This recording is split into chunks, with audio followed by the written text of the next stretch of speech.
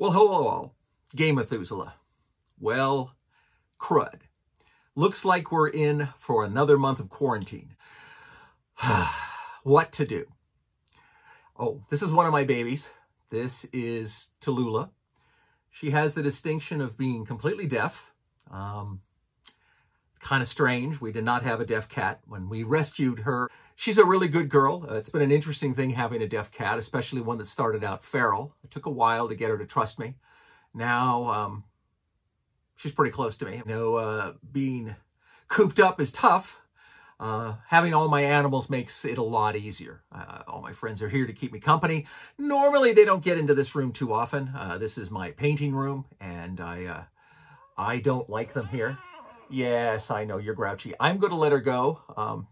If she starts to screech, you'll realize she's deaf. She has no concept of modulation or tone, so she doesn't have the prettiest little cat sounds, but she's a really good girl, and I like having her. So I'll be right back in a second, and we'll get back to talking about how to start and run a minimalist campaign. Okay, be right back. Okay, we're back. Wanted to discuss today with you, since we're all going to be cooped up for a month, is how to start and run your own campaign as a minimalist game master. Now, I know a lot of people have some weird feelings on this, including one of my best friends who says, now that you're a minimalist game master, you're not as good a game master as you used to be 30 years ago when you weren't. Well, I was always a minimalist game master because more than likely, like all of you, I had a busy life. And I had other things I wanted to do. Tons of other games to play, lots of miniatures to paint, places to go, people to see. And I had a full life. And because of that, I always had a limited amount of time when I could prep up for games. Now, I've got a fairly good skill set. I'm pretty good at improvising, and I've been doing it for over 4 decades. So I've got this down to sort of a science. But in the case of doing it, there is a formula, and it always works. And since we're here, I know a lot of people are thinking, gosh, I kind of would like to be a DM. I'd like to run my own campaign. I've watched all of Matt Coville's how-to videos, so I've got it down, but I still don't necessarily feel comfortable because I don't necessarily think I'm running for people who've never played before. I'm jumping into a campaign where people know how to play, and I want to be as good as I possibly can. That's why I'm going to stick to modules. I think that's a mistake, as you guys know, because the modules tend to take substantially more time to master than making your own content.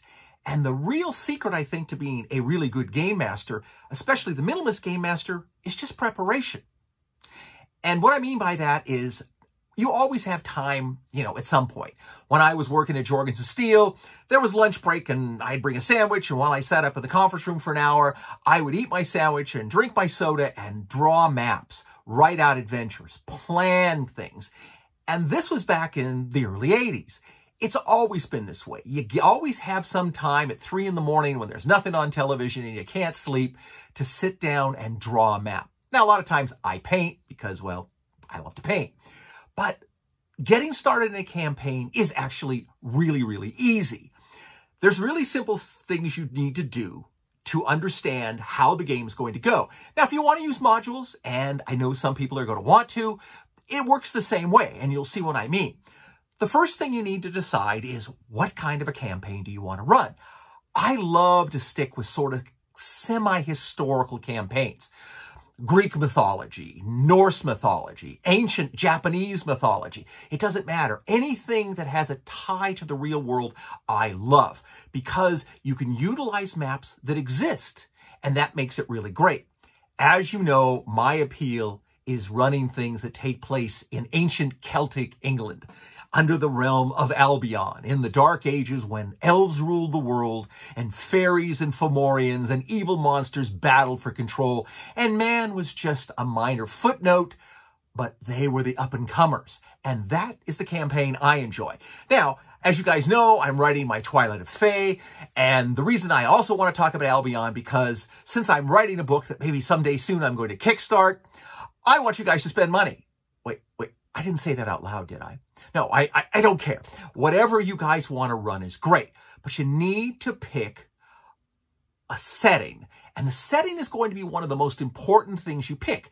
Many people pick sort of generic settings, which is not bad. But I always think the best thing to do is grab a setting that's out there. Historical, ahistorical, doesn't matter.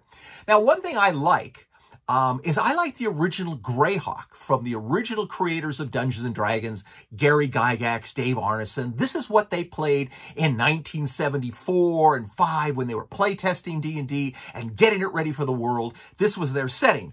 The only problem is it didn't go with the purchase when Wizard of the Coast and later Hasbro ended up controlling Dungeons & Dragons. So then they wanted to use a setting that they had control of. Thusly, they started creating their own thing. But I still think that there is a lot of magic in the original Greyhawk. They were running it all over the world. There were all these different kingdoms that you would start from. So the cool thing about it is all kinds of game masters and adventure writers who lived in your area would write adventures for you. The other great thing is all the other realm adventure writers you could get, so that at conventions and other big special events, you could run in other adventures. Then there were world adventures that were being written by the company, and they were available to everybody. But the point was, there's lots of stuff out there. Now, they made primers and all kinds of Greyhawk world information that you could get. Maps were very plentiful. And as I've said, the easiest thing to do is steal a map that's out there. You can draw your own. I know there's people who love to do that. I know there's computer programs that will write maps for you and do stuff for you. But somehow there's something magical about a map that's been handwritten by someone else. Jump into someone else's campaign and use all the color and history and world building that they have created for you. Now, again, I want you to do Albion, but I tell you, Greyhawk is really good. Forgotten Realms is really excellent too, but I always feel you're running with the herd. And I think sometimes the greatest thing is to step out on your own and have a realm world that works. Now, you can connect them in all kinds of different ways, and that also works too. As you guys know, I have a great fondness for Empire the Petal Throne, which is entirely different, takes place in an entirely different universe.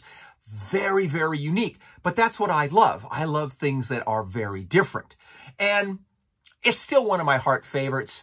But since I may be one of the few people in the world who actually enjoys playing it, I don't expect others to jump on board.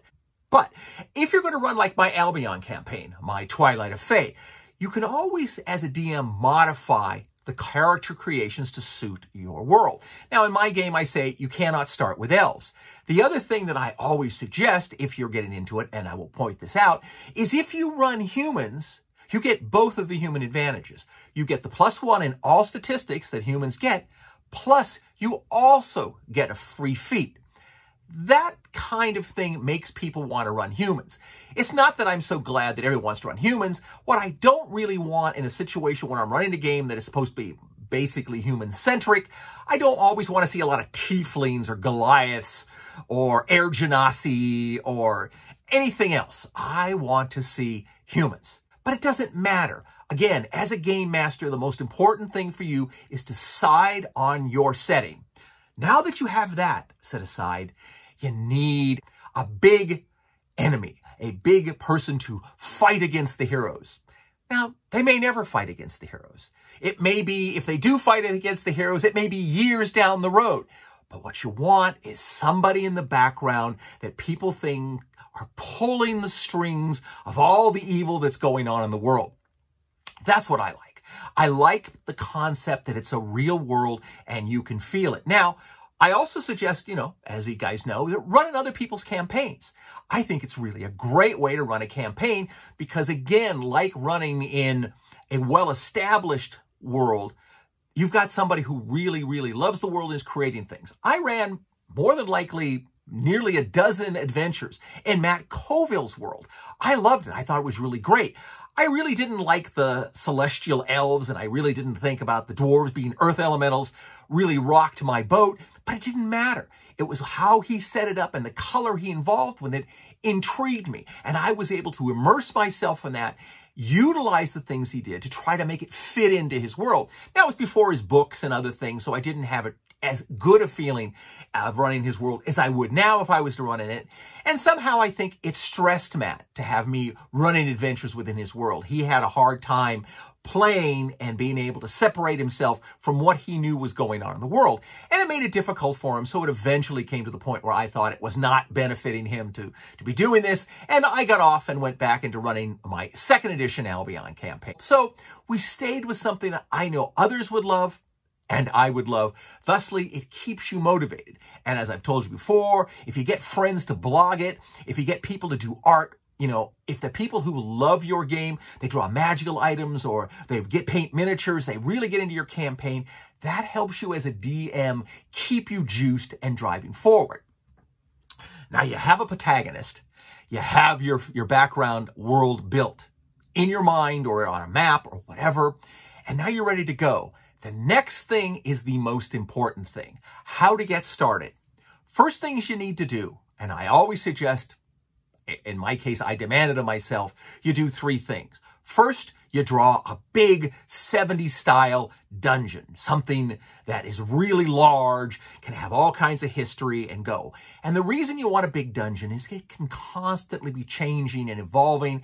It's a great way for people you don't know and have never played their characters together to sort of get started and kind of have to bond in a dungeon crawl experience, because it really is a mainstay of Dungeons & Dragons. The other thing about them is, since it's going to be big and it's going to have lots of creatures in it, it can fill whatever time span you need. You got 2 hours, no problem. You got to play 6 hours, 8 hours. You really got to marathon it for a weekend. Dungeons work great. And the neat thing about it is, as they clean out the dungeon, you can always have it get refilled with other cool stuff, and maybe special NPC bad guys move in, and it can always be evolving and changing. And then, of course, it can always have a mystery of its own, that if they ever get down to the 20th level, there's some giant, massive, demonic heart or something living down there that's going to challenge the highest level character in the world. And that's what you want. They may never get there. Likely they're not. It's not always going to be a story driver, but what it's going to be is a mythical place for people to go, gather experience, gather fabulous magical items, kill monsters, learn about different things, and that will make the game fun, especially for people who are new. Because new people, they just want to play. They want to learn how the rules work. They want to learn how their characters work. They want to get in, and they want to be able to get a couple levels, and so they can kind of be cool and mix and match all the skills to show you how much smarter they are than everybody else is playing, because they've got a cooler character than everybody else. That's what you want. You want people feeling good about their characters. Remember, throw out the magical items. Give people lots of magic, because it really, really helps really significantly make their characters individually when they get a cool magic sword or a special shield that does something interesting, and maybe even has a story plot that you can add into your item. The other thing you draw is 2 small little individual adventures. The Paladin Monastery of some long dead clerical priest of something or other. It doesn't make any difference. Some elven ruin, a dwarven mine, a swamp creature, a place that is actually maybe some secret dragon lair where kobolds have now moved in and they have some dragon they worship. Now, maybe there's nothing and they're just trying to fake you out. Maybe it's an ancient dragolich. It doesn't make any difference. But these are adventures that you always can fall back on. And then, once you have all these written, you write up some encounters. An NPC leader, Bogan Redcap. You make him up as a sort of high-level goblin. And with him, you have 20, 30 goblin minions. Well, they stink, but they add the concept of you have this horde of goblins living in this location.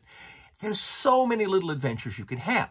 And what these are good for is, once you have these in your 3.5 box, where you've got a little adventure all written up, 3 or 4 levels, little 3x5 cards with encounters of Cobalt Special Boss and all his little Cobalt minions. You put it in your box and you have it all stationed away with other random encounters and all the other things you need. You then sit down and write tonight's adventure, the starting adventure for the Albion campaign. Maybe you steal mine, maybe you make up your own. It doesn't make any difference. You start in Hot and Hill. Most of the people are running humans. Somebody decides they want to run a half-elf that actually looks human, and he's going to be hated if they find out, and people will hang him or whatever, but it all can mix together. Maybe there's a halfling or a gnome of Kerwillen who's over here helping them, or maybe a barbarian from the far northern units of Mundania. It doesn't make any difference. Or maybe from ancient Egypt or Atlantis, you have this paladin who uses magic instead of his fighting prowess. All these things are possible in your campaign, whatever it is. If it's ancient Greece, maybe it's the son of Hercules. So many things are possible in your game. Allow people to step out of the stay mundane thing and allow them to embellish their characters and make them more interesting because of what you put as a refrain in your campaign and the condensing area. Let them be more interesting with what they have. Greek soldiers can all start with maybe a +3 on their combat ability instead of +2. You can do what you want because you're the game master and you're allowed to modify the rules in whatever way you think makes your game more interesting and exciting. And that's what you want. Now, you've written your first adventure. You started out, you've told them the backstory. Something goes wrong. They get lost. They turn left. They make it, they can't find the enemy. They use a skill test out of 4th edition, and because you'll love that skill test, and I sure do, and it fails. Well, what happens then? Well, they stumble upon this ancient paladin monastery. Oh, you remember that. You drew that up 3 weeks ago, and you stuffed it in your box just in case. Not the adventure they planned on, but something they stumble on. You seem like a very prepared game master. People are going, wow, this world's really sort of full. We were going on an adventure. We got lost, but we stumbled into this place. Oh, wait a minute. Maybe it's a witch's coven. All these little things you could do because you've prepared this. You have a witch with her minions, and they have stumbled upon her house, and she wants to turn them all into gingerbread men. Well, maybe not. But you get my point. The more prepared you are, the more you can be a minimalist game master. You're always ready to go. You're always prepared. You get a couple hours off, you draw another little adventure. Eventually, you have 3, 4, 5 adventures sitting in your box. You may never use them. You may use them 3 years later in another campaign. It doesn't matter. The point is, you never have to say, oh, that's all I had prepared for today. I guess, guys, we're going to have to call it quits because I finished my one adventure, and since we're on rails, I'm not prepared to go on. No, you're always prepared. Here's the prepared adventure. No, we don't want to do that. We want to go rob the gnomes who beat us up 3 adventures ago. Well, I don't have any of that prepared. But you've done so many adventures, it's easy to figure, well, I do have this one little draw map that I've utilized, and it kind of looks like a gnome lair, so we'll use this. They sneak through the sewers to get to the bottom. They fight a giant snake and maybe some swamp men, and it doesn't really matter. You've already got those encounters written up, sitting in your 3x5 box. And you pull them out, and gosh, you just seem brilliant. And then they get into they've broken into the treasure lair, and what the hell do you have now? Well, wait a second. What do we got? A treasure golem. That's it. Well, treasure golem is only not suitable for this level. You scale it down. You're ready to go. Very quick, very easily. You seem really brilliant. And you kind of are. Because of the thing that is the most valuable to a minimalist game master. Preparation. It's really the most valuable to all game masters. Just be prepared. Now, being prepared for me obviously sometimes means painting dungeon tiles or making pillars or painting monsters or special characters. It just all depends because I want more preparation because it takes more to excite me than it does if I'm the first time playing as I was back in the mid-70s. But for other people, they just want to feel it. And they want everything you can do to make this feel like a real world that's not on rails, that they're making their own decisions, even if they're wrong. And let people make wrong decisions. Let people botch up. Let people get trashed. You know, I understand a lot of people don't like this. They don't want to see characters die. There's always tricks and trades like I've talked about in videos, how to return characters, how to get them back. Mystical adventures into the underworld to resurrect dead characters. Those are all possible things. But as a minimalist game master, the only thing you need to do is be prepared. Have 20 random encounters written up. A boss monster and some minions. Just a bunch of things. Some owlbears. Some bullywugs. A bullywug wizard with his minions. And they may not be minions. They may be full-blown characters. A kobold with a baby dragon. It can be all levels. You're prepared at all times. Now, a lot of this depends on your game systems. I have stuff, as you guys know, prepared in D&D 5th edition, D&D 4th edition, Fantasy Trip, some things in Dragon Quest, some things in original D&D 0. The point is you have time right now because they've kept you locked in while the world economy collapses around you. And what better thing for you to do? Sit down and draw up some adventures. Or gather up 3 or 4 modules that you feel like are connected and put them together in your own campaign. There's some great stuff out there. I love some of these modules. The only reason I stay with my own content now more than anything else is, well, I create cooler stories, or I think I do. And the other thing is, when I draw a module and I write it all up in the hour, 2 hours that take me to write it up, it's less time than it takes me to read a module. And the weird thing I've found about reading modules is that it takes me twice as long to read them, and half the stuff I forget. You don't have that problem when it's your content.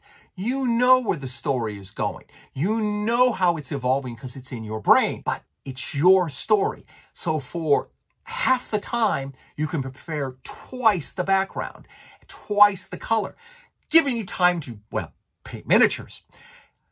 It's there for you to do. It's not hard. Trust me. If you have questions, ask me. If you get stuck, send me a message. Get me on Twitter. I love to talk gaming with people. I want to see the game get better. I'm so proud of my friend Craig. I mean, I really thought he was kind of a meh, whatever, you know, I'm here. I don't really care, but I got nothing better to do on my Friday night than role play with you guys. Man, now I think he is drank all the Kool-Aid. He has thousands of miniatures that are painted. He has maps of way more than I do, rules of everything. He runs great campaigns and he paints miniatures. I can't ask for anything more. I mean, he has fulfilled every dream for a good son to become a great game master. And that's the point. I want you to take everything I say, utilize what you can, throw away the junk, and make your campaigns great. And if I help just a little bit, it makes my day. So take advantage of what's out there and build your games up to make them as good as you can for your players and get them into the game. Nag them like I nag you on trying to become a game master. Say, hey, come run in my world and I'll help you out. It's part of the game experience.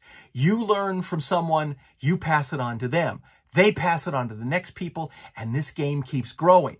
It's a great hobby. It's a fabulous hobby. And this game opens up the hobby to everyone. But I always love the inclusiveness of role-playing. From the very day that I've been involved in role-playing in the 70s, I thought it was a giant basket bringing everybody into the hobby. You name it, they were role-playing, and that's what made this game really great. You're into the best part of the hobby. Enjoy it. You should get out there, though, and run your own games. Now, I've got lots of other things to talk about. I think I'm going to talk about the fantasy trip next time because I really want to get you guys into looking at it, how to generate characters, how to run your adventures. It's a little different, and I really love it, as you know. I'd love to see it be a bigger game. Sometimes there's great stuff out there that you won't know about, so I'm going to keep talking about the misfit games. Some of them are really fabulous. There's so many things out there we'll talk about in the future. So until we have a chance to speak again, fight me, devils, fight, for I hate peace. My grandmother does too. Game on, and everyone be healthy. See you soon.